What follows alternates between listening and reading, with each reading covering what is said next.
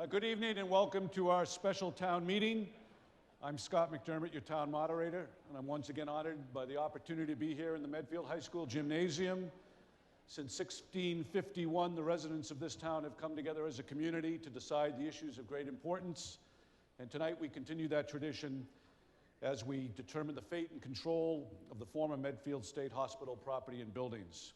I'm advised by our town clerk that we have a quorum present. I'm also advised that there's a big line out in front of the high school. Tonight we have 3 articles to address as the legislative body of the town of Medfield. But first I'd like to thank the Medfield High School Jazz Band under the direction of Maestro Doug Olson, so thank you.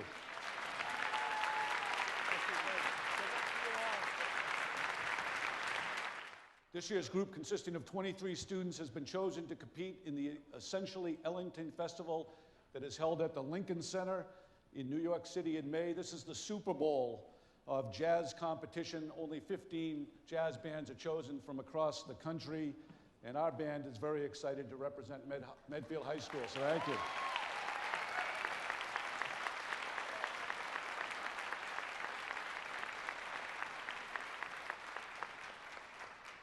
With that kind of enthusiasm, I'll now read the commercial. So as a part of that, they need to raise funds. And so there's a jazz night on April 9th, will be a big part of that. And on Saturday, April 12th, members of the band will be playing around town as part of Dollars for Duke campaign, and you'll be hearing more about that. Donations can be sent to MMA, the Medfield Music Association, at P.O. Box 115, or they have a website, www.medfieldmusicassociation.com. So if you can, please support our musicians. They're great. Thank you, guys. Thank you very much.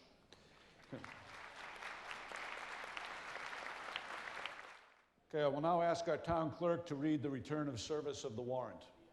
By virtue of this warrant, I have notified and warned the inhabitants of the town of Medfield, qualified to vote in elections and at town meetings, by posting attested copies of the same at 5 public places 14 days before the date of town meeting as within directed. Constable Stephen Grover, dated February 19th, 2014. Okay, please stand if you would. Since it's a special town meeting, I've asked our guest singer tonight to sing, lead us in God Bless America.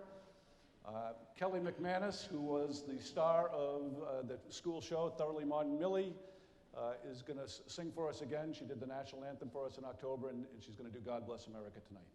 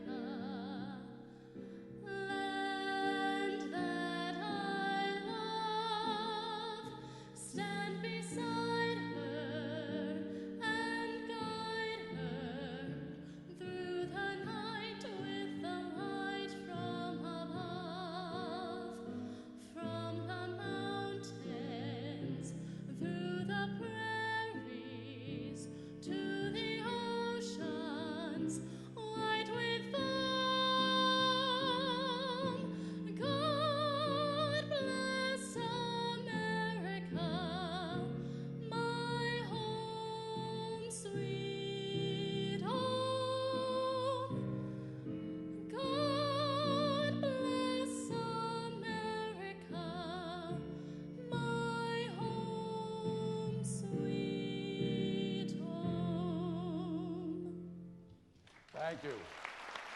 Please remain standing if you would. Thank you to the jazz band, and thank you very much again, Kelly. By tradition, at the April annual town meeting, we have a moment of silence for all the deceased Medfield residents, and particularly those who held positions or who served as town officials. But tonight, I'd ask that we specifically pause a moment to remember 3 gentlemen who I personally had great appreciation and fondness for, and who made this a richer town to live in for many families and friends. So let's remember Ed Doherty, Andy Thompson, and Bill Reagan. Thank you. Okay, now the introductions. Please be seated, of our town officials on the stage. First, I have the honor of introducing our town clerk, Carol Mayer, and then, consistent with our tradition, I would now ask the chairman of the Board of Selectmen, Mark Fisher, to introduce the executive branch of our town government. Thank you very much, Mr. Moderator. To my far left, we have Evelyn Clark, the Administrative Assistant to the Town Administrator. Next to her is Christine Trierweiler, the Assistant Town Administrator. To my immediate left is Michael Sullivan, Town Administrator for the Town of Medfield. From my far right, we have Mark Sorrell, Counsel to the Town. Next to him is Richard DeSorga, and then to my immediate right is Pete Peterson. Thank you.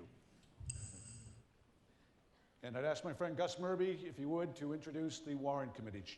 Thank you, Scott. To my left is Jim O'Shaughnessy. To his left, Mike Marcucci. To his left, Tom Marie. Then Martha Festa, Joanna Hilbert, Nick Athanasiadis, Barbara Gips, our newest member of the Warrant Committee, and Greg Sullivan. Thank you. At this time, I make a motion to permit non-voting participants to sit within the town meeting and to speak to the community as requested. We reserve a special visitors section of the meeting for this purpose. I would ask Evelyn Clark, Administrative Secretary to the Board of Selectmen, to read the names. Jeffrey Marston, Superintendent of Schools. Kenneth Feeney, Superintendent of Public Works.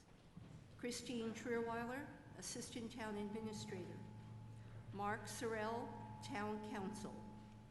Joy Ricciuto, Town Accountant.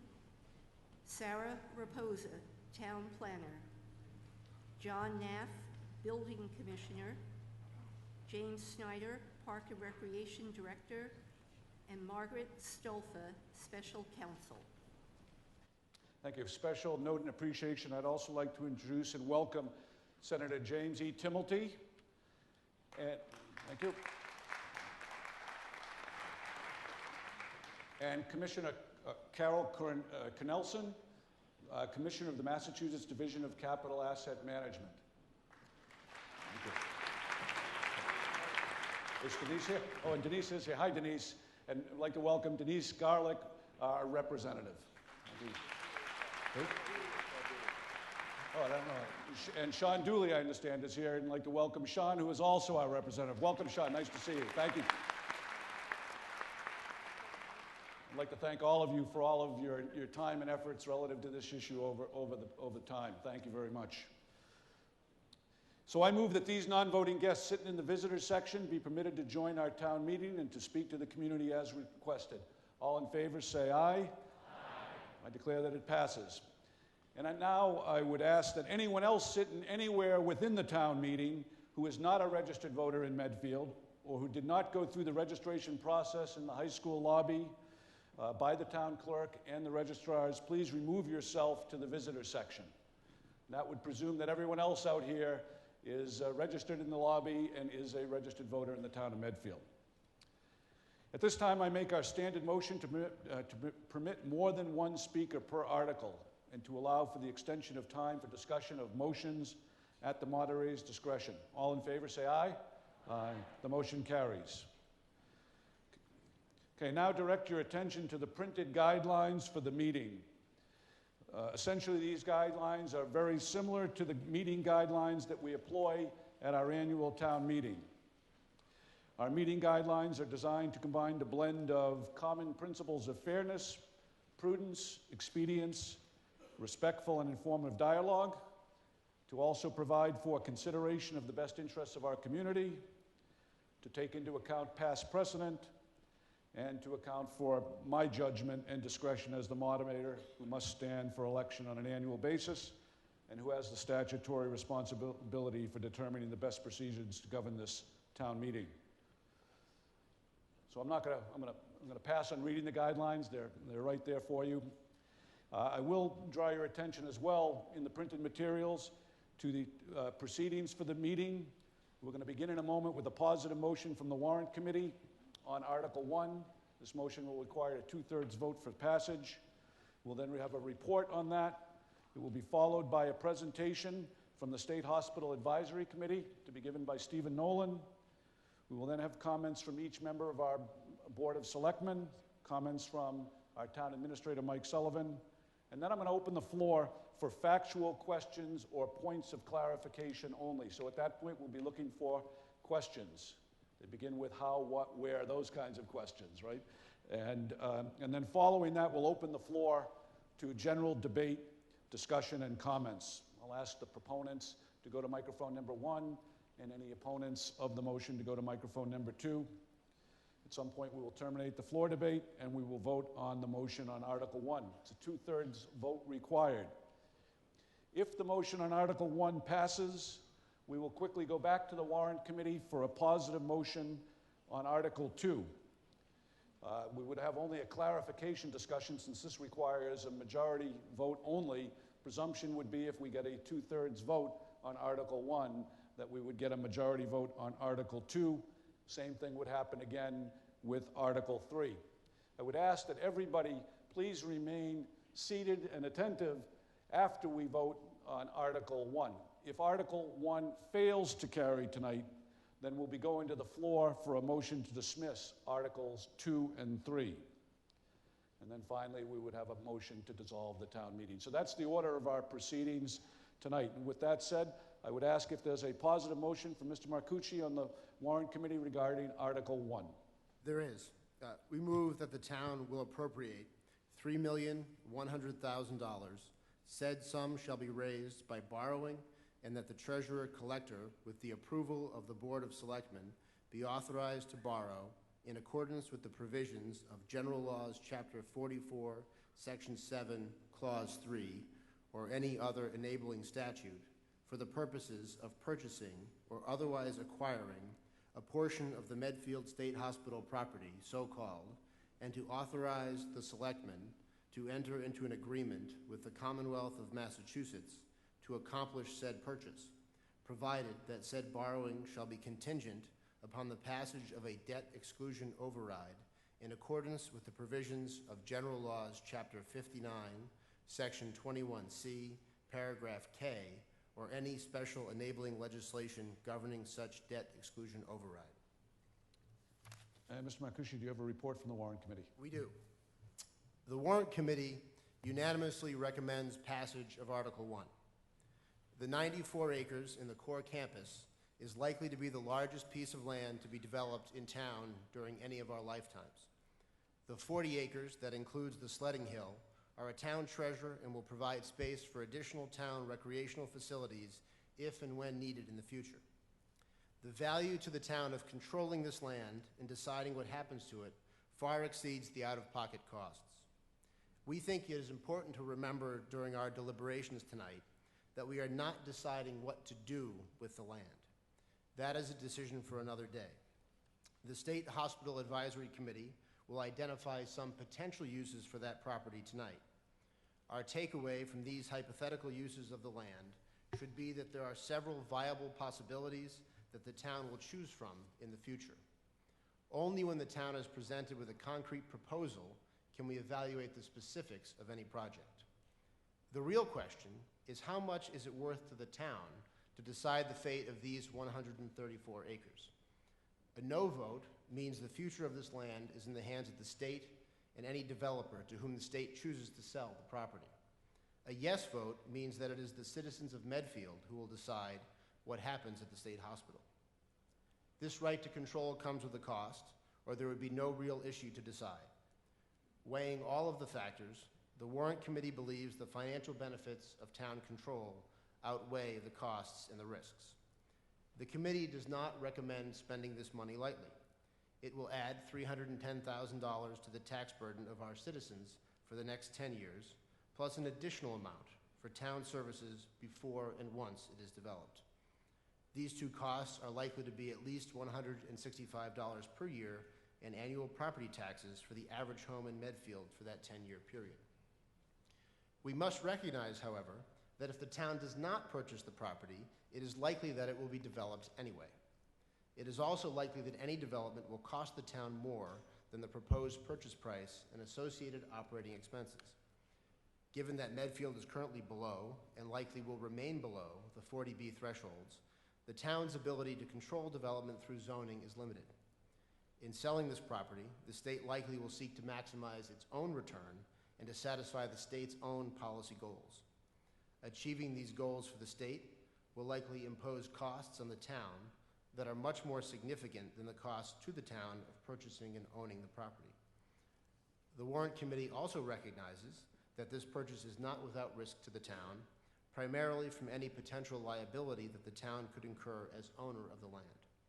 We have reviewed these risks with the State Hospital Advisory Committee and their retained experts, and agree with the committee's conclusion that the risks are low and do not outweigh the benefits to the town. More importantly, even apart from the financial considerations, purchase of this land gives the town flexibility to use it to achieve important goals. The town of Medfield should be able to decide how best to use it. The warrant committee wishes to thank the many citizens of Medfield who have put in thousands of hours over the past decade to get us to this point. This is an historic opportunity for the town to control one of its most important pieces of property, and the warrant committee recommends the town meeting pass Article 1. Thank you. I would now ask that the members of the State Hospital Advisory Committee would stand so we could recognize this group that has put in a tremendous amount of time on our behalf to look at this issue. Thank you. And Steve. And on behalf of the committee, Stephen Nolan is going to provide a presentation.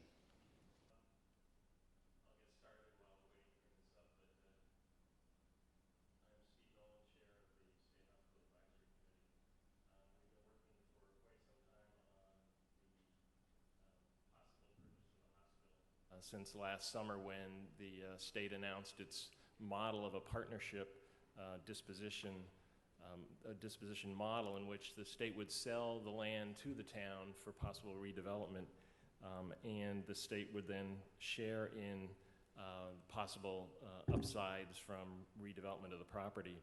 So we start with the decision here tonight. We need a 2/3 vote, as the moderators explained on this.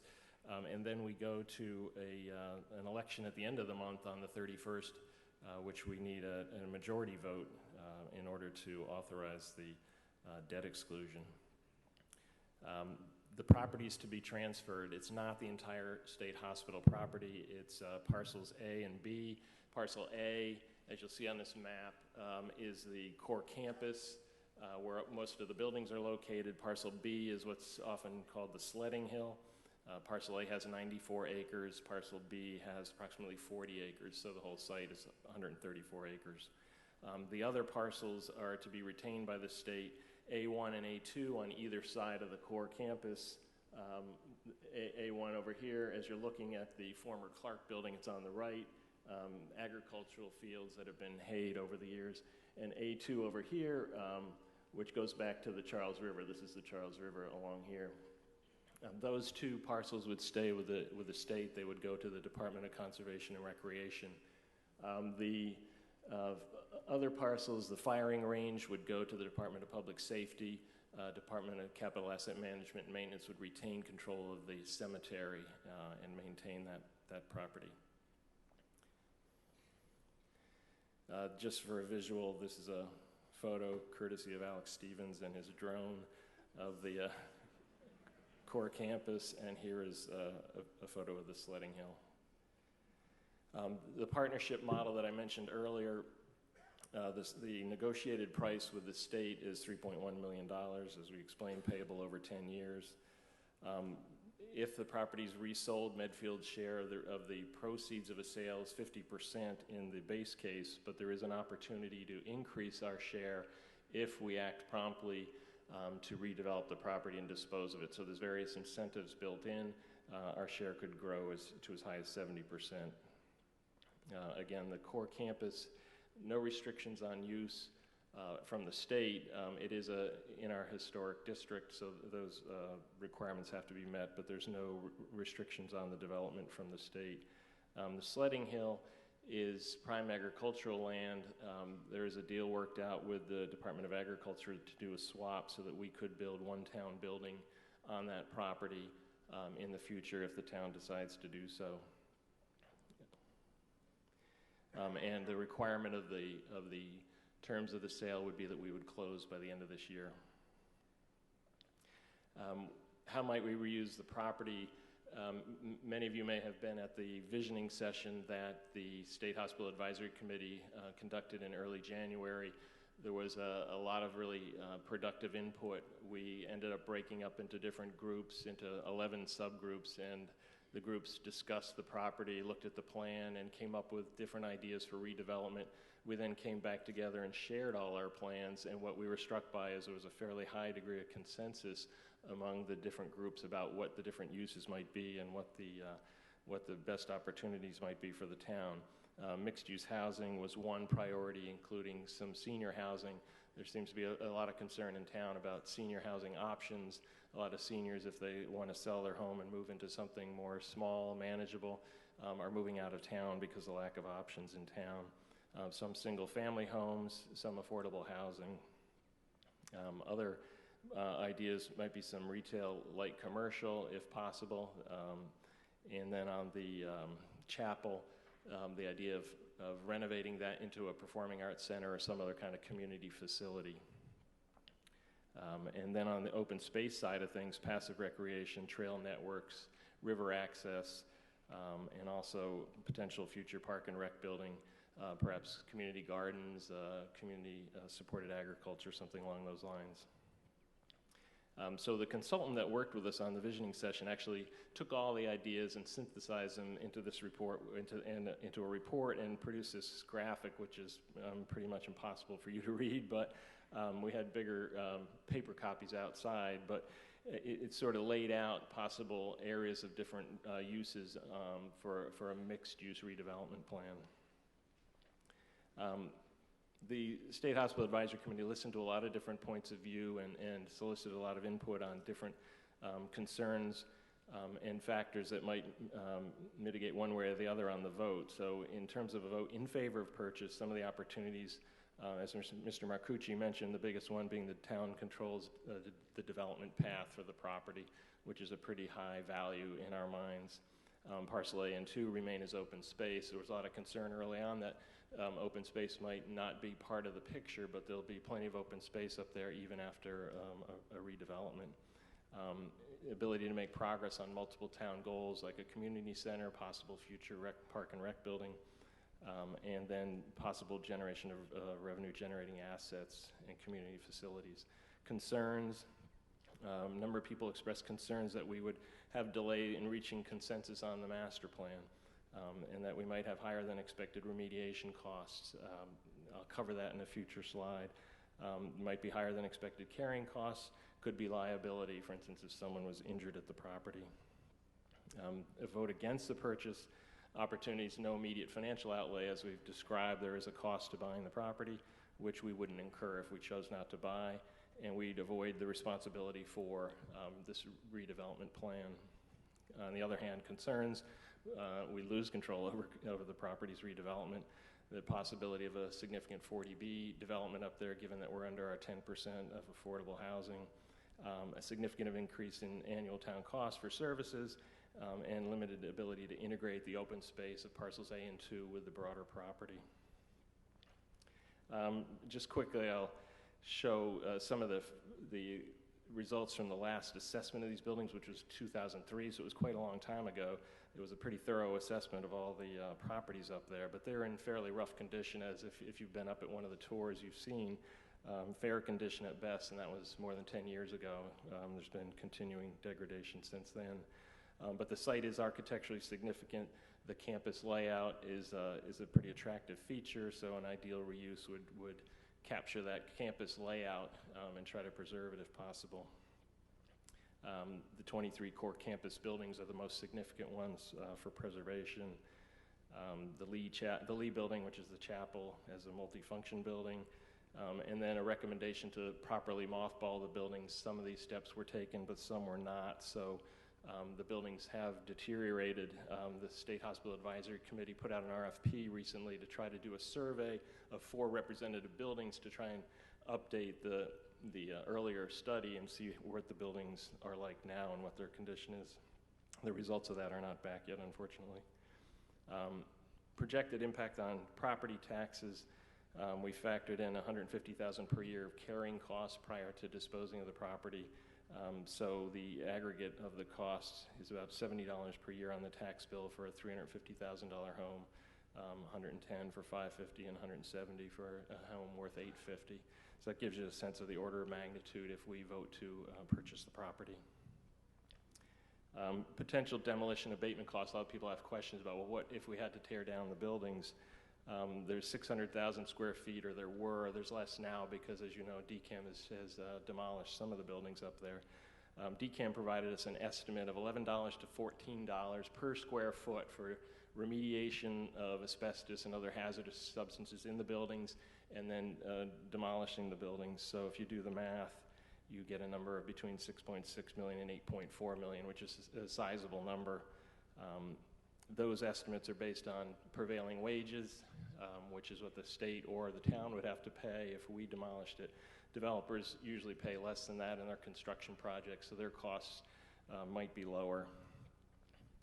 So we worked up a couple scenarios based on the visioning session, just to kind of get an idea of what a redevelopment might look like and what the tax impact and what the possible revenue generation might be.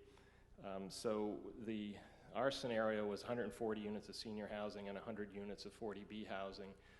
It would be enough to get us to the 10% under 40B, so that's an important objective. And then we sort of sketched out the costs, the potential tax revenues from the housing, as well as the impact on town services and education costs. We made some very rough assumptions here, and the purpose of this is really not to give you a concrete number of this will be the tax impact, but rather basis for comparing two different possible scenarios. So don't put too much stock in any of these particular numbers, but even in our scenario, it would be a net $900,000 deficit to the town. If you hypothesize a 440 unit project, which is much larger, but is actually, there was legislation adopted that would authorize a 440 unit project, much different configuration, but just so we use that number just as an order of magnitude of a potential third-party developer as opposed to town-controlled scenario. So the estimated impact on education costs is much more significant, and town services, more tax revenue, but the imbalance grows considerably. Net cost of the town around $5.5 million. So you just get an order of magnitude between those two possible scenarios. And the other thing we wanted to look at was a hypothetical sales strategy. Like, what would we be able to generate money? Some people had said, well, maybe a developer won't want it because there are all these junky buildings up there that have asbestos in them, so who wants to buy those? So we trended out the possible proceeds from a sale, assuming our scenario one, which has the 240 units, different types of units on the site, estimated demolition costs by a developer. We just picked the middle of the range. Could be higher, could be lower. The aggregate sales price net of the demolition cost was $5.7 million. We hypothesized the $500,000 of recoverable costs. Before we share with the state, we get to recover costs that we've expended on the property in the meantime. So we picked this number, assuming like a couple of years of carrying costs, paying for consultants and other things like that. So our 50% share will be $2.6 million. So in that scenario, we wouldn't recover the full $3.1 million. There are other scenarios where you might, or perhaps based on the bidding, we would get more than we're anticipating, but this is a fairly conservative analysis in our opinion to just show that we will be able to recoup some of the money, even though we may not come out ahead. Legislative timetable is very tight. You remember the date of December 31st for the closing. We need special legislation. Even if we approve it, the legislature has to approve it on the state side. It's a home rule petition, so it can't be filed until after we approve the potential purchase. The legislature only stays in session. This is an election year. They'll only be in session through the end of August, so we have a pretty tight timeline in getting that special legislation filed. We're really happy with the participation of our legislative delegation. They've been very active in meeting with us and working with us, so we're hoping that we can get the legislation filed promptly and get it through the legislature in time so we can meet the deadline before they go out of session. So the SHAC recommended purchasing the property by a 10-3 vote, but we had some considerations. The town should rapidly appoint a committee to prepare this master plan that we've talked about. We actually would have a 9-month period from now till the end of the year while the state still owns the property, but we could be doing planning if we decide to proceed, so that we recommend that if we do vote to purchase the property, that we promptly get that master planning underway. And then based on that master plan, As Mr. Marcucci said, we do have to rezone the property, so this isn't the final stop. We have to come back together and rezone to permit the redevelopment in accordance with the master plan. So we think it's imperative that everybody who votes in favor of this understand that the next step has to be that master planning effort and the vote to rezone the property to allow its disposition. And we just, based on the presentation, we're trying to make sure all the residents recognize we are purchasing a piece of real estate, so there are risks. There's very few risk-free propositions, and there are certain risks to this. We think we've studied them a lot to try to eliminate the risks and make sure we're comfortable with them, but it's just something we wanted everybody to be aware of before they cast their vote. And that's it.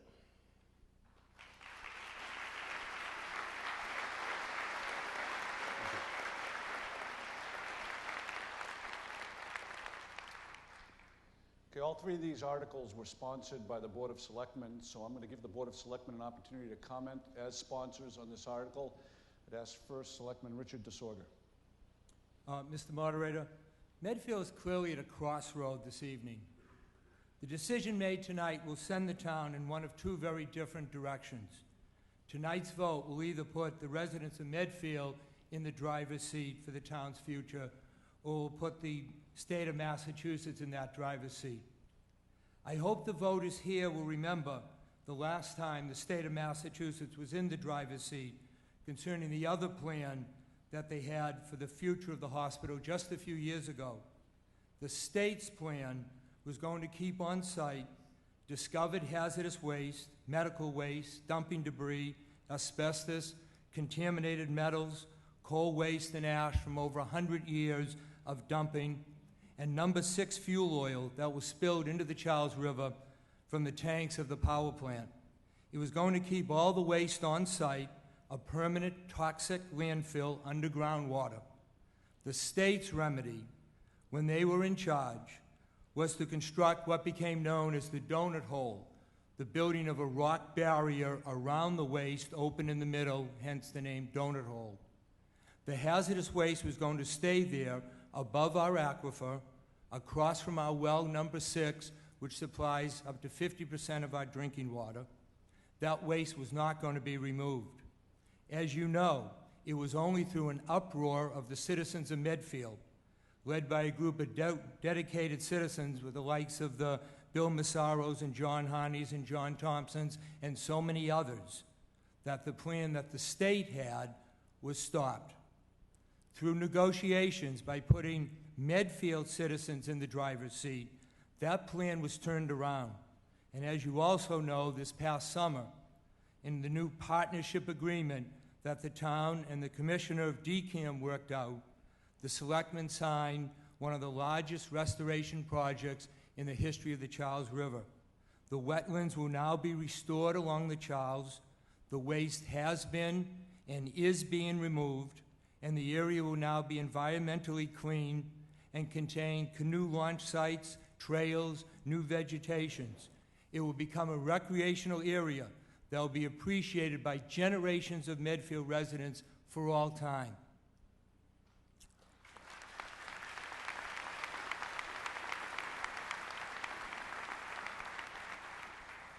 But quite frankly, the political reality is that Medfield is not a top priority in the state. If the state can sell 134 acres of land of the former Medfield State Hospital, they are going to do anything and everything to get the highest price and the greatest value that they can. It doesn't matter what the impact of that end result, what I call the quality of life issue, is going to be for you and I in Medfield. The state's interest is going to be on the dollar value that they can get to add to the state's budget. They are drastically trying to find ways to get revenue. In addition, as I'm sure you've heard, Governor Patrick has already announced an ambitious plan to produce 10,000 multifamily housing units a year through 2020. That's one of his top priorities. With only a little over 4% affordable housing here in Medfield, we have little protection for many of our town's zoning regulations. 40B will override our existing zoning. How many units can the state jam into the property to get the highest price. I'm told, for example, that we would have very little protection on height restrictions. 3-story buildings or 4-story buildings, or will they put 400 units or 500 units or 1,000 units? What is the highest price the state can get from the developers? No attention paid to that quality of life factor for the residents of Medfield. How many more teachers will have to be hired? How many more school additions or schools will have to be built? DPW, fire, police increases. I strongly urge you, please, let it be the residents of Medfield who decide what the plan is for the former Medfield State Hospital. You and I know best what is best for Medfield far more than the state does. These are our families, and these are our kids, and this is our town, and this is our future. And yes, we do indeed care about the quality of life in our town. I strongly urge you to vote yes.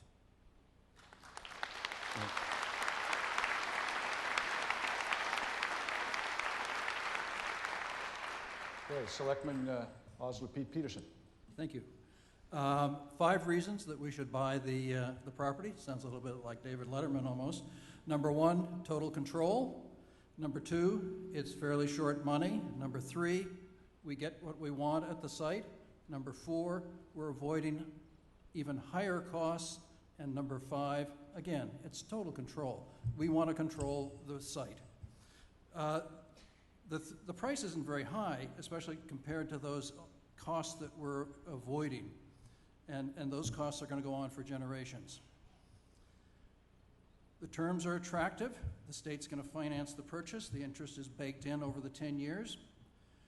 The choice is all about the town rather than the state or the developers controlling the development at that site.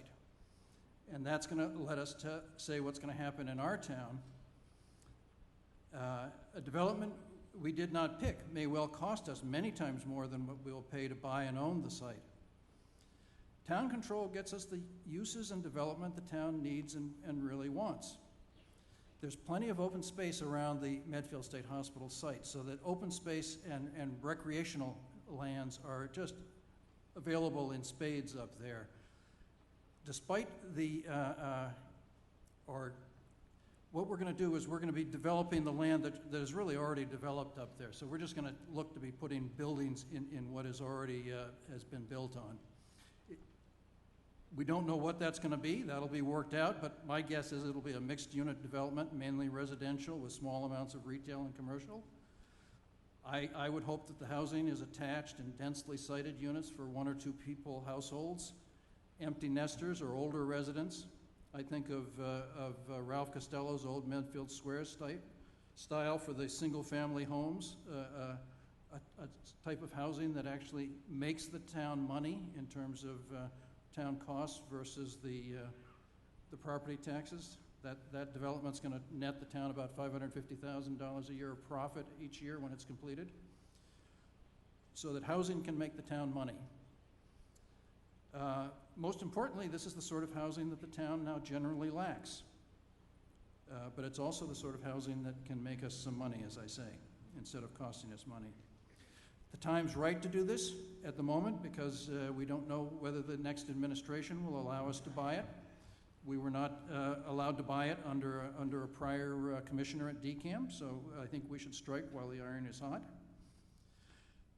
The costs going forward for the town, if we do buy it, are not going to be that great. You've heard the $150,000 figure that's in the warrant article tonight.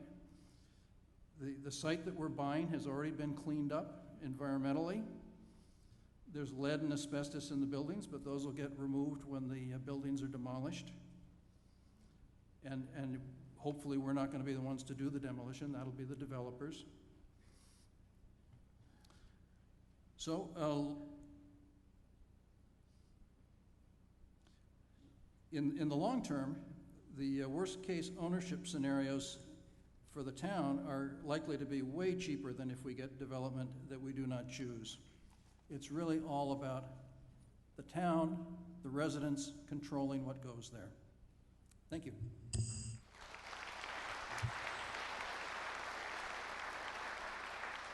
Okay, and the Chairman of the Board of Selectmen, Mark Fisher.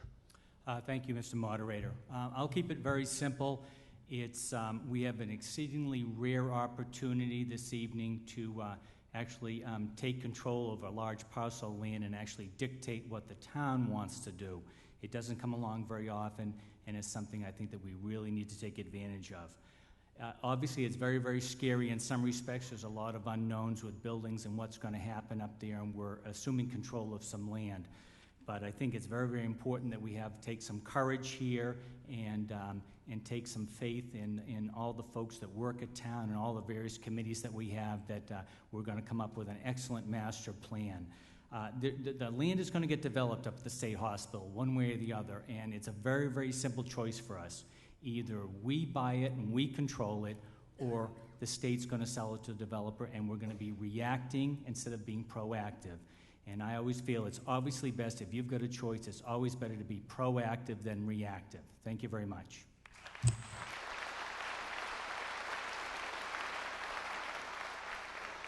Okay, we'll now have comments from our town administrator, Mike Sullivan. Thank you, Mr. Moderator.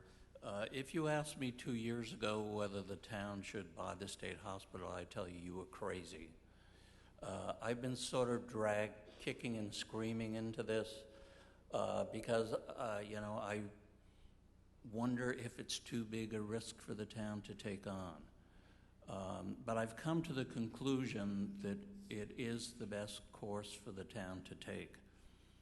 I think the town will be more responsive to the needs of the residents of Medfield than a remote state government.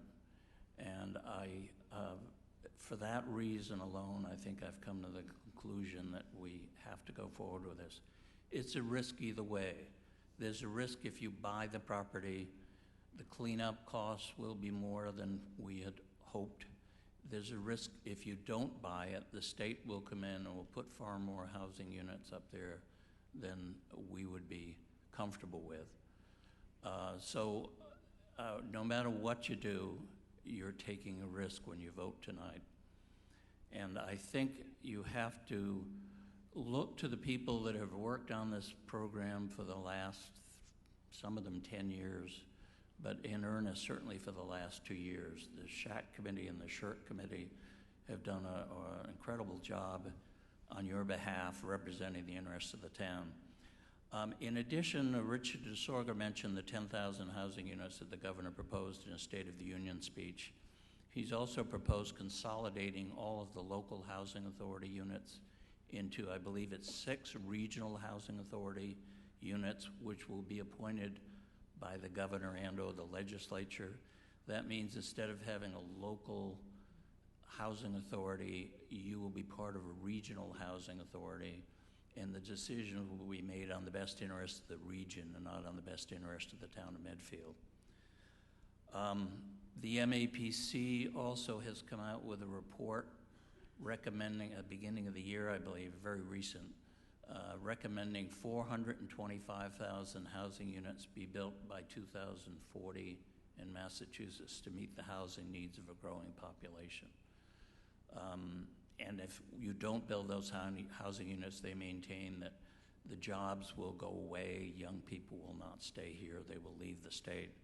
I would contend if you put 425,000 housing units more on top of what we already got, we'll all want to move away. One other final thing, there was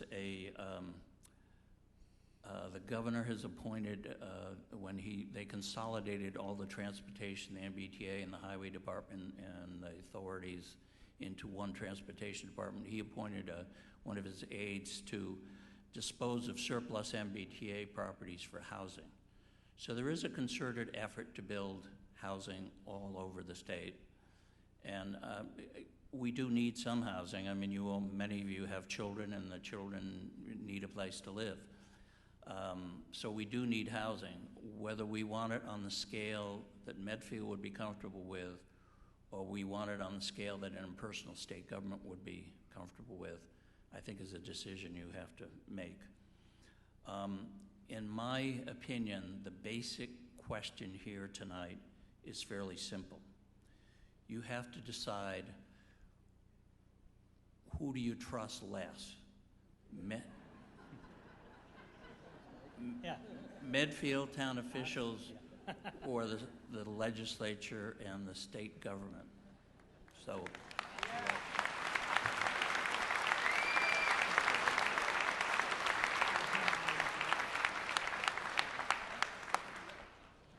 A present company excluded, right? Okay, so the next part of our proceedings is to open the microphone to factual questions or to clarifications. Questions can either be addressed directly to the Warrant Committee, to the State Hospital Advisory Committee, to the Board of Selectmen, to the Town Council. We have members of our legislative delegation here. So if you have a question or would like a point of clarification, this is not the time for our debate and discussion. That'll come in a moment. Any questions or points of clarification, please approach microphone number 1 or microphone number 2. Mike, can you just tell us what the cost of the liability insurance Scott, could will you be? just identify yourself and name, street, and as a member of the State Hospital Advisory Committee? Thanks. Scott Caldwell, member of the committee, 1 Delaware Road. Do you have an idea what the liability insurance is going to cost us per year? sure, what do they say? Never ask a question you don't know the answer to. We contacted the Mass Interlocal Insurance Association that provides insurance for the town, and they declined to offer liability insurance. They said that it's such a large parcel of property with so many abandoned buildings that they felt that it was initially being acquired with no definite municipal use. So they felt they're a municipal risk insurance pool, and they felt it was the nearest to the pool to offer it. They did volunteer to assist us with trying to place it in the private insurance market. The police chief, fire chief, and myself went up this morning with a representative of Cabot Risk Strategies, who handles their risk assessment for them, and toured the hospital. I asked him during that tour, do you think we could get liability insurance on this? And he said, I think so. The buildings are pretty well secured. As long as you're not looking for property insurance, you're looking for liability insurance, I think you possibly could. It possibly could be expensive. I did speak to town council this afternoon, and he advised me that there is a limitation on liability for municipalities of $100,000 per claim. Now, a claim is one person being injured. If you had 10 people being injured, that could be $100,000 per claim. So you could have $10 million. You could have $1 million in claims. We do have a municipal buildings insurance fund. It has, I believe, around $260,000. So we do have some coverage. There's also the possibility that the town could assume the risk. You know, there's very little likelihood. The buildings are sealed up. They are all posted, no trespassing. There's also a recreational use exemption in the state statute. So I think again, is there risk that something could happen up there and the town could be held liable? Yes, I think our liability is somewhat limited. And in answer to your original question, at this point, I can't give you a price on what the cost of liability insurance is because we don't have a price on it. You said it could be expensive. Does that mean $100,000 or $500,000? Any idea or any range? You know, $100,000 per claim. I don't know of any claims since the state hospital has had it up there. You know, they don't tell us everything that goes on. You know, they have thousands of properties, but I haven't heard of any claim up there. Is there a possibility? Yeah. I mean, I can't tell you that, you know, 100 people are going to be injured. I doubt it. You know, I think if you had a claim, it's very unlikely, but you could have a claim. Okay, thank you. Mr. Moderator, Evan Weisenfeld, 1 Tallwood Drive. I have a question about the sale of the property. If the tax were to increase by the $310,000 a year, and at some point after the first few years the property were to be sold, would that money then go towards the purchase price, or would we be allocating taxpayer money to continue to pay towards the purchase price? Good question. Member of the State Hospital Advisory Committee, or Mike? Want to take that question? Steve? It's probably more an issue for Mike. I mean, the money would be town money, and I guess we could either choose to pay the price early, or we could use it for another purpose. The money that we're getting from the state's sort of interest-free, so I don't know whether it makes sense to pay it off or not. Yeah, I think probably it'd be better to stick it in the bank account and collect the earn the interest on it than pay off a zero interest loan that's sort of on your house. But where would the money go? I assume it would go into the general fund and be used to reduce the tax rate. So. Yeah, I guess I was saying is not that you pay it off at that time, but that we would stop charging the residents in their taxes and then use that proceeds over the rest of the term to pay down the loan. Yes, it would become part of your local receipts and be used to reduce the property tax levy. Any other questions or need for points of clarification? My name's Terry McEwen. I have a question in regards to the Article 2 versus Article 1. Article 1 is the purchase of the property. Article 2 is the maintenance and security. Aren't you really voting, if you vote yes for Article 1, you've got to vote yes for Article 2. And if that's true, you've doubled the cost, the annual cost to the town. According to the brochure that came in the mail, the estimated maintenance cost was around $350,000 a year. So isn't it fair, even though they're separate articles, to say that you got to have both in order to buy and secure the property? Is that a fair total cost of the purchase of the property? I think that's fair. Microphone number 1. Steve, you want to just address that? One point on the flyer, at the time we put out the flyer, the only estimate we had for what the cost to secure the property was was DCAM's cost that they were carrying in their pro forma. We had subsequent conversations with them and discovered that almost all that $350 was because they outsourced the security to a firm that had supposedly two guards 24/7 at the property. So. As well as overhead and supervisor charges and everything else. So almost that entire cost was the security contract. Mike and Christine have polled various town officials about what the likely cost of police patrols and keeping the buildings boarded up, and that's where the $150,000 number came from in the presentation tonight. So we've refined that number to come up with our own estimate rather than just using the DCAM security cost number. So it is a built-in cost because we do have to maintain it, but it's considerably smaller than the number that we had in our original flyer. But it brings the annual cost closer to $500K, right? Is that all going to get funded by the override, or is that funded by something separate? You've added 50% of the cost to the project by adding $150K, if that's reasonable. Plus liability insurance that was brought up by the other guy. We don't know what the cost of that's going to be. I'm just saying, I just want to know what the total cost is going to be to the town on an annual basis. That's why I'm asking the question. You cannot fund maintenance costs with an override, so that would have to be included within the levy limit under Proposition 2.5. The $3.1 million purchase price could be funded with an override, although it's unusual the way they're proposing it. Normally you would float bonds and you'd have the exclusion on the bonds. We've talked to the Department of Revenue about getting special language in there because the way they're proposing to do it is to deduct that $310,000 from our cherry sheet local aid. So but we would still we are still going forward with it as an override, and that will be on the vote for the annual town election the end of March. Okay, thanks. Thank you. Yeah, Mr. Murby. Mr. Moderator, one other point on the numbers that I did show built in the $150,000 plus the $310,000, so that was a combined number. We don't know the liability insurance, but that was a number for the aggregate of those two categories. Okay, thank you. There's one more part to the answer, I think, behind your question. That the $3.1 million is going to be covered under a debt override. That $150,000 number that's in Article 2 will be funded through the tax levy. The warrant committee does not anticipate that we're going to have a Prop 2.5 operating override. So if you do approve that $150,000 here tonight, that will get taken into account on the overall target we have for operating budgets when you come back here for the annual town meeting. Thank you, Mr. Murby. Microphone number 2. Hi, Tamara Small of Tamarack Road.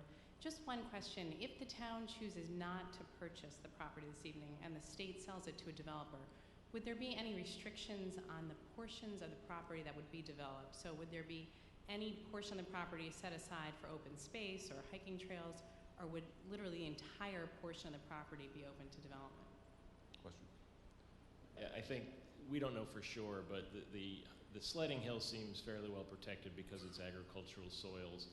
The core campus, the 94 acres, I think could be entirely open for development. I don't know that there'd be any specific restrictions on that. So, but I think A1 and A2 would still go to DCR. So it's really that 94 acres where the core campus is that presumably could be fully developed. Thank you. Microphone number 1. Fred Davis, 82 Bridge Street. Perhaps it's a related question, but I was wondering if we were going to hear any presentation by the state tonight. Members of the state are here. If there's a specific question to be addressed to our legislative delegation or to Commissioner Cornelison, I'm sure that they would be willing to address that, but well, it's a general question. there's no presentation scheduled as a part of the proceeding. So from the to state. state it, I guess the question would be, so if Medfield didn't purchase the property, what would the state do with it? There you go. Okay.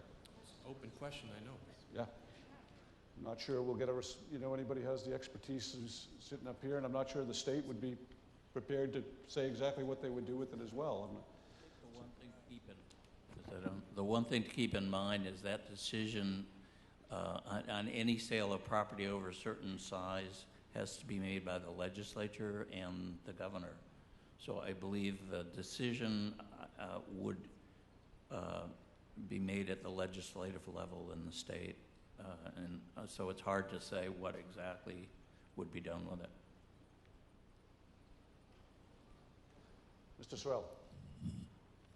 Generally speaking, there's a statutory process for disposing of what's declared to be surplus state land, whereby they first poll other state agencies to determine if they have any use for the proposed land, goes down a list, and ultimately, if it's determined that none of them do, then DCAM, who is the state agency charged with disposing of surplus land, could put it out for redevelopment as they saw fit. There's also the possibility to enact specific legislation or special legislation to bypass that statutory process and develop it in an alternate way. Or they could simply sit on it. Good. Thank you. Question, microphone number 2. Thank you. It's Dan Malara from Upham Road, and my question is, if the state were to develop property there, would Medfield not make any money on that? I have thought about this, and I've run different scenarios. If you build $100 million houses there, the town only loses $300,000 a year on school costs. The figures that the State Hospital Advisory Committee is using builds in about $1,000 cost for other municipal services per resident. I don't know that we have to add more police and fire if we have a couple more houses or even 100 more houses. So I don't use those figures. I focus mainly on the school costs. If the houses are only worth $500,000 apiece, you'd lose $600,000 a year. If it was a dense development, you could lose a lot per year. I mean, it's really there's no guarantee absolutely as to what's going to happen if the town doesn't buy it. But it's that cost avoidance that, to me, is a huge part of the reason that I want to control what happens there. Okay, if there are no further questions, I'm going to ask now, in light of the fact that the Warrant Committee has voted 7-0, the State Hospital Advisory Committee has voted 10-3, and the Selectmen have voted 3-0, I'd ask any opponents, any dissenters to this motion to go to microphone number 2, please.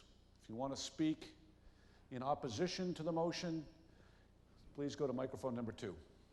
Okay, Mr. Caldwell. Again, Scott Caldwell, member of the SHAC Committee. My opposition is not to the purchase of the property. My opposition is purchasing the property without a zoning change. And I don't think everyone here understands how critical that is.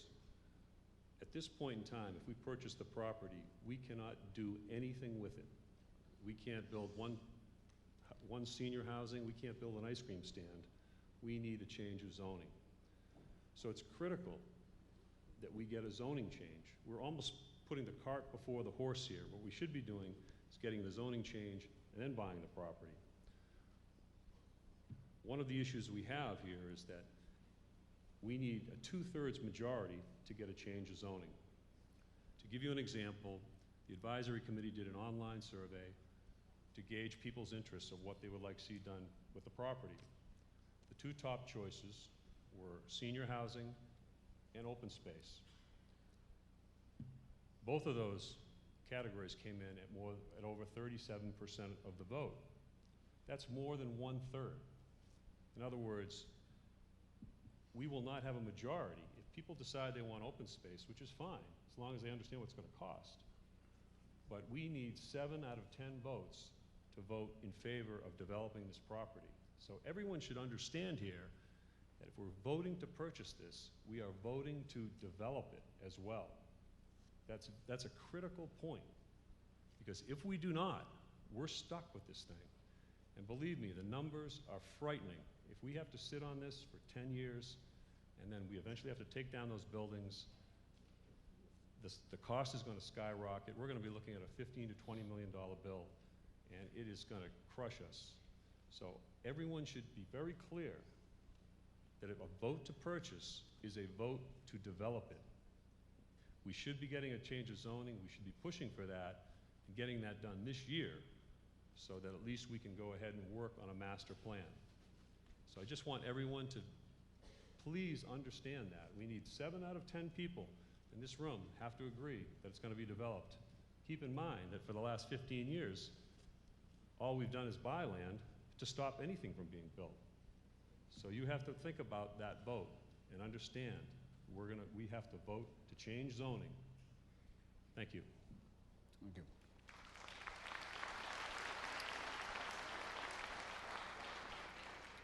Okay, you are the legislative body of the town of Medfield. Does anybody else want to speak in opposition to the motion?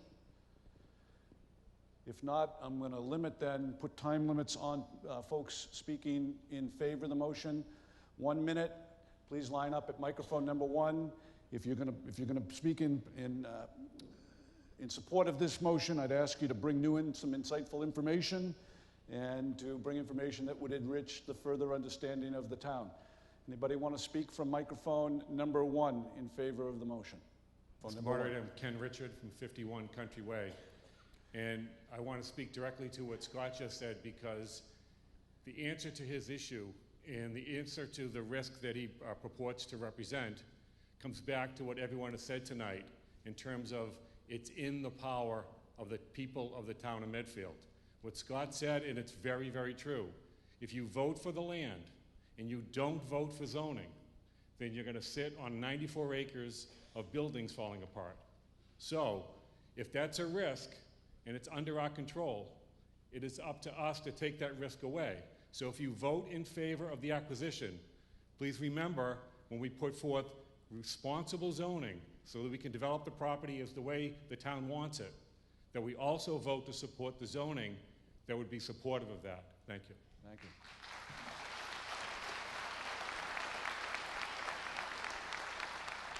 Microphone number 1. John Haney, 17 Maplewood Road. I rise first of all because Commissioner Cornelison was not here when you welcomed her, Scott, to recognize the Commissioner's presence and to thank her for her great cooperation with all of the committees that she's worked with in the town of Medfield.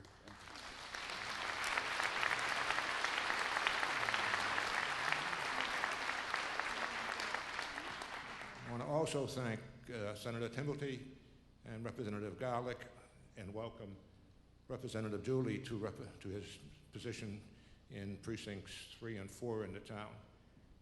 Both Senator Timilty and Representative Garlick have been absolutely unfailing in their support of the town of Medfield's efforts to see that the town is available at least to this town meeting. And I thank the Warrant Committee, or the Finance Committee, whatever we're calling it these days, for their excellent report and for their cooperation. It's greatly appreciated. Time is of the essence here. It's a remarkable piece of property, as you all know. We won't have this chance again, so I hope, please, to have a resounding vote and approval tonight. Thank you. Thank you.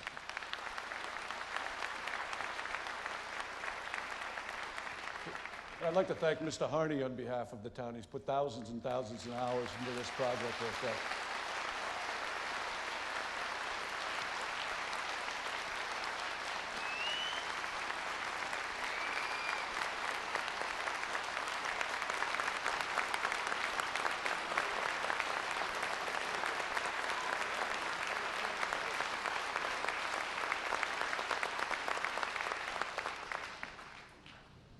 Okay, two more comments, one from microphone number 1 and one from microphone number 2. Hi, Bill Massaro, 36 Evergreen Way, 38-year resident of Medfield, and I just couldn't let the evening go by without getting up here. After 5 years, I have to say something, right? And first I want to thank all of you, who've supported, this cause over the last few years. And have come to these meetings and who funded the consultants that we used to get to the cleanup that we got. And everything else that I wanted to say has been said better by other people. But I did want to point out that yesterday was, if I read my reports right, the 3rd anniversary of Commissioner Corneliuson's administration as Commissioner of DCAM. And I don't know whether she thinks that's a good thing or not, but I think it was. So, I mean, I think she deserves a hand.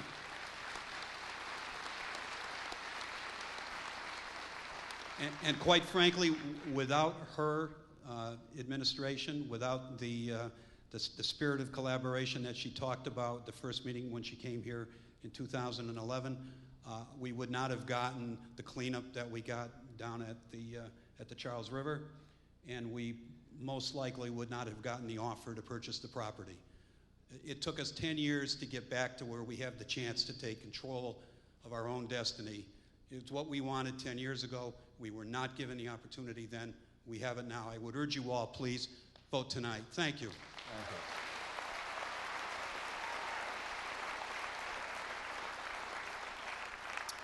And thanks to Mr. Mazzaro. Thank you. Microphone number 2. Thank you. Yes. Steve Kramer, 14 Sawmill Lane. I know there's been a couple of individuals that have been pointed out that did a lot of work. I'd just like, first of all, to thank the entire committees that have done a lot of work on this, and I think we all should, because it's been a ton of work that they've done to get us to this point, and I think it's a great job that they've done. The point I'd like to make has slightly been made by others and why I'm very much in favor of this, and that is in the mid-'80s and the mid-'90s, a large migration of young families, including myself, moved to Medfield for its affordability in the school system. And for 25 years, we've been the beneficiaries of this town, not only all the amenities that the town provides, but one of the best school systems in the state. Today, we are the empty nesters, however, and we no longer have a need for a 4-bedroom house and the expenses that go along with it. And since Medfield has a very small supply of downsizing opportunities, the baby boom empty nesters are leaving the town in droves right now. And there are to other communities where there are 55 and over developments. Now, why does this really matter? It matters the most because if you look around the gym tonight, you'll see that we still have a thriving senior citizen population in this town. And they continue to provide some of the most valuable insight, perspective, and balance to this community. If we all leave as baby boomers and go somewhere else, in 15 or 20 years, there's not going to be a senior citizen population in here, and you need it for this town. Now, the research that I've done, which is nothing compared to what's been done by a lot on the committee, is that there are of the 17 other state hospitals that have been now vacant and are being redeveloped. There are Danvers, Belchertown, and others where these type of developments have been done. The zoning has been done, and it's been done successfully. So the only question I have is if they can do it there, there is no reason in the world that we can't do it here in Medfield. Thank you.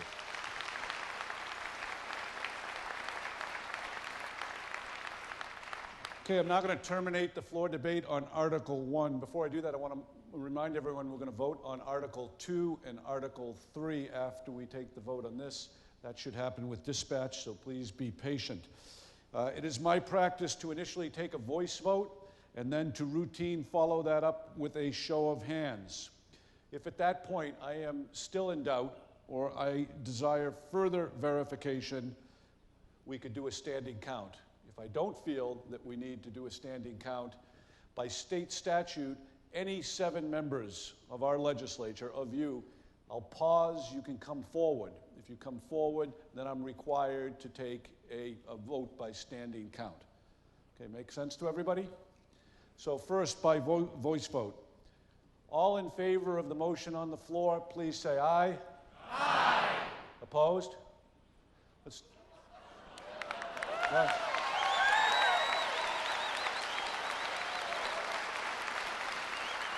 Okay, could I get a show of hands, please? All in favor, please raise your hand. All opposed? I'm going to declare that it passes by the 2/3 required. I'm going to pause and see if there are any 7 members that want to come forward to require a standing vote.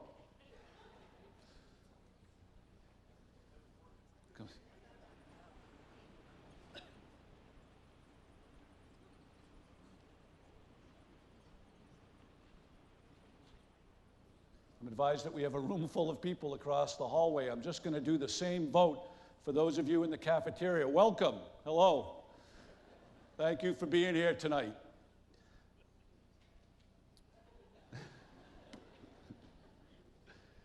Okay. We are now going to do a vote by raising your hand in the cafeteria. If you are in favor of the motion, please raise your hand.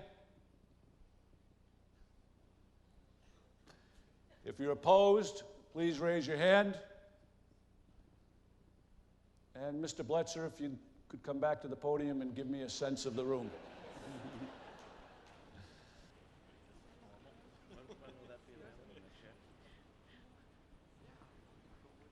The vote in the cafeteria was unanimous in favor of the motion.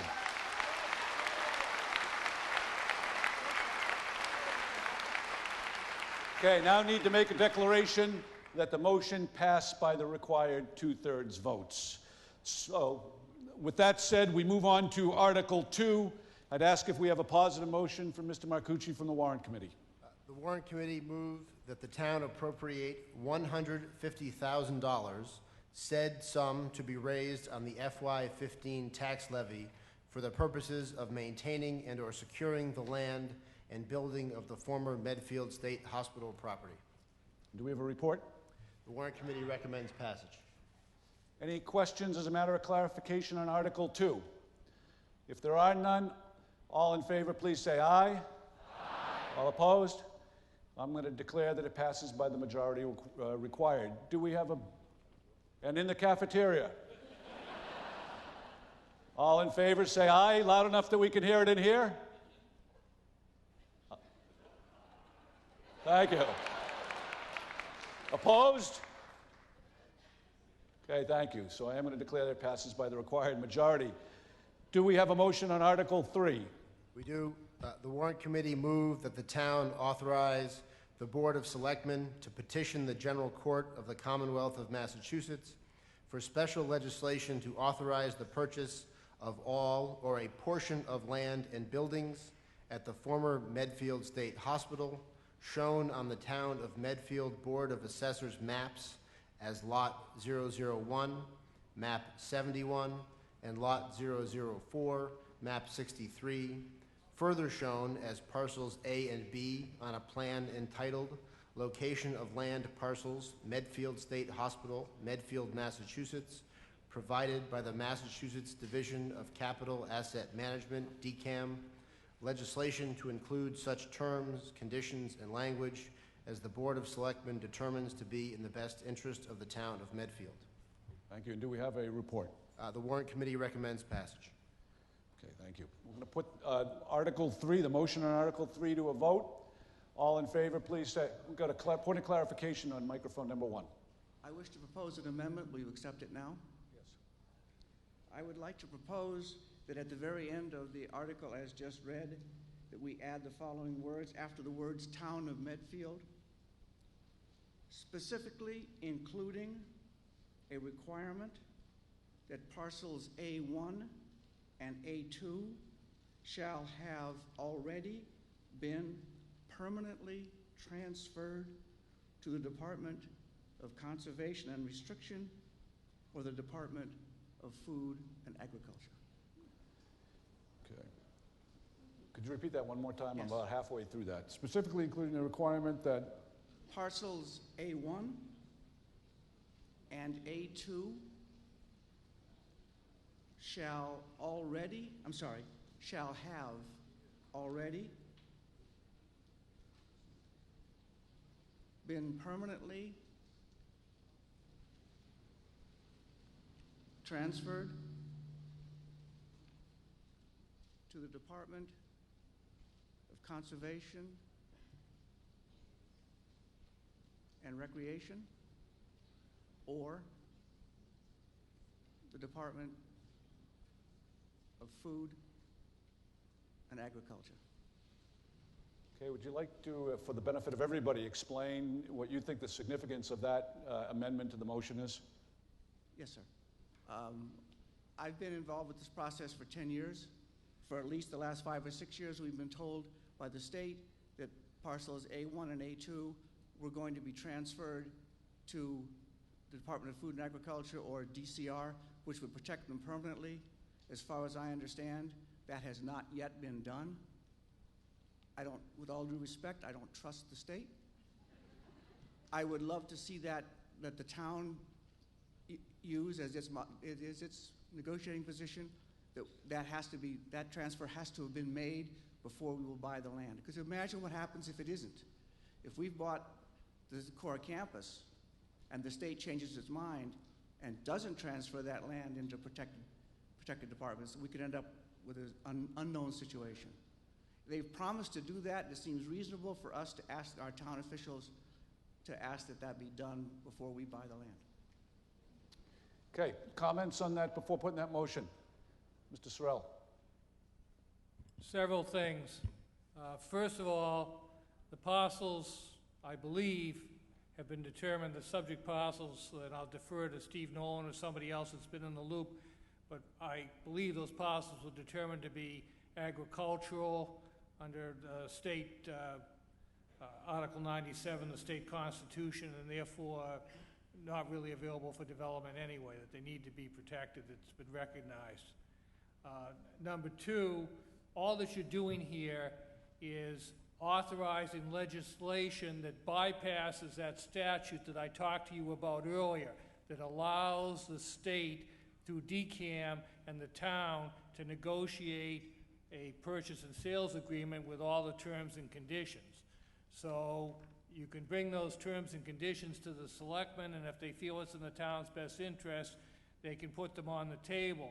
But what you're trying to do here, although I understand the intent, is potentially creating obstacles to getting this legislation passed and creating artificial restrictions for dealing with the state and DCAM going forward. So I would advise against the amendment. Do you want to maintain, where's our, do you want to maintain that motion, the amendment? Do you want to withdraw that?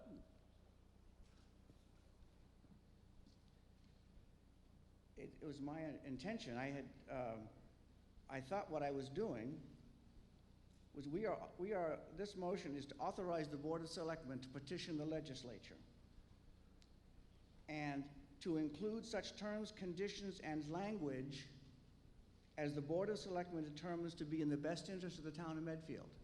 All I'm proposing is that the Board of Selectmen include in that requirement. I understand the town council's reaction. And so let's do, determination about whether you want to go forward with the motion or withdraw the motion. I'll let the town meeting decide. Okay, then we're going to go forward with the motion. And another comment before we do? Yeah, I just wanted to point out, earlier this evening, someone had asked a question about what happens if we didn't elect to buy the property. The existing legislation for the 440-unit development that was passed in 2008 gave the state the authority and gave the DCAM the authority to put parcels A and B up for sale, which we've taken care of tonight. It also gave the commissioner the authority to transfer parcels A1 and A2 to the Department of Agriculture and the Department of Conservation and Recreation. So the existing legislation, which will stand after our new legislation is filed and hopefully passed at the legislature, provides for the transfer of those two parcels to the agencies that this gentleman was concerned about. So I would, well, enough said. Okay. Quick comment, Mr. Harney. Very quickly. First of all, time is of the essence on this. I understand Mr. Smick's thought, and I support his thought. We want that land to stay open. We have assurances from the legislators that it will stay open. We simply shouldn't get into this. We believe it's already protected land. It's only going to slow the legislation down and make it more difficult for our legislators to move this forward by the end of July. It's just not a good idea. Thank you. Okay, thank you. Okay, we're going to be voting now on the amendments. So a vote of aye would be in favor of the amendment. The amendment requires specifically including a provision that parcels A1 and A2 shall have already been permanently transferred to, I believe it's the Department of Conservation and Recreation or the Department of Food and Agriculture. A vote, an aye vote, would be in favor of that motion to amend. A no vote would leave the motion as it appears and as presented by Mr. Marcucci. Okay? So, all in favor of the motion to amend the motion, please say aye. Opposed, please say no. No. Can we get that in the cafeteria as well? All in favor, please say aye. All in favor, please say no.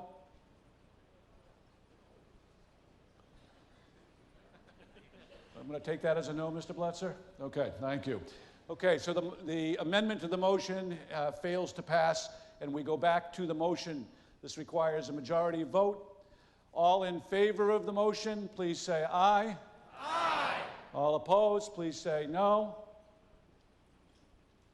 In the cafeteria, please say aye. Thank you. All opposed, please say no. Okay. A couple of notes before you run off. First of all, a reminder that we have a town election around this provision on March 31st. Also a reminder that on Monday evening, April 28th, we have our regular town meeting. Also a reminder that the Medfield State High School state hockey team is playing in the state semifinals at TD Garden on Saturday. We're going to need a motion to adjourn. And I would be wanting not to thank people. I thank the members of the State Hospital Advisory Committee. Okay, I thank the Warrant Committee. I particularly thank Chris Allen, who orchestrates and produces this, and the sound, Mr. Doug Olson, and the jazz band, the school department, and all the work they did. Medfield TV, Conrad Bletzer, and the team of counters who we did not need, the executive branch of government, and all of you as voters. Do I have a motion to dissolve the town meeting? All in favor, say aye. Aye. Motion carries. Have a great night.